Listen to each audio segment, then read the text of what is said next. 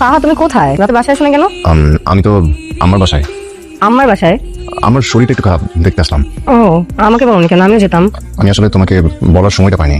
একটা তো টেক্সট করতে পারতাম। তা পারতাম, আমার পাশে ছিলাম তো তাই মানে খেয়াল করিনি। এখন শরীর কিরকম না? হ্যাঁ, এখন একটু বেটার, ঠিকঠাক। ওকে, ঠিক আছে, ওরা খেয়াল রাখো, কিছু লাগলে আমাকে জানাও। ওকে, হ্যাঁ, তা তো জানাবোই। রাখি, বাই।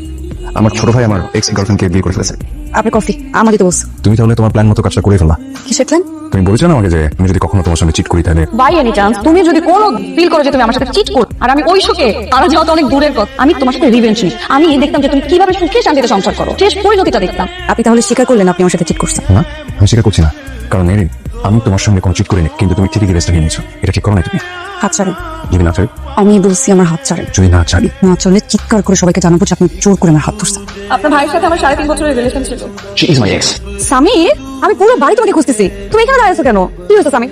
তুমি শুধু তোমার ভাইয়ের হাত ধরাটাই দেখলা, এরপর কি হয়েছে, কি বলেছে, কি করেছে কিচ্ছু দেখলা না, ওখানে চলে আসলা। সামির, ভালোবাসার প্রথম কন্ডিশন হচ্ছে বিশ্বাস। এই মেয়ের তোমাকে বলছে, শুধু যদি বিশ্বাস করে থাকি শুধু তোমাকে। এই হাতটা যখন ধরেছি ছাড়ার জন্য ধরিনি, সারা জীবন ধরে রাখার জন্য ধরেছি। ছেড়ে যাবো না তোমাকে, শুধু আমাকে একটু বিশ্বাস করো, আমার পাশে থেকো, মাফ করে দাও।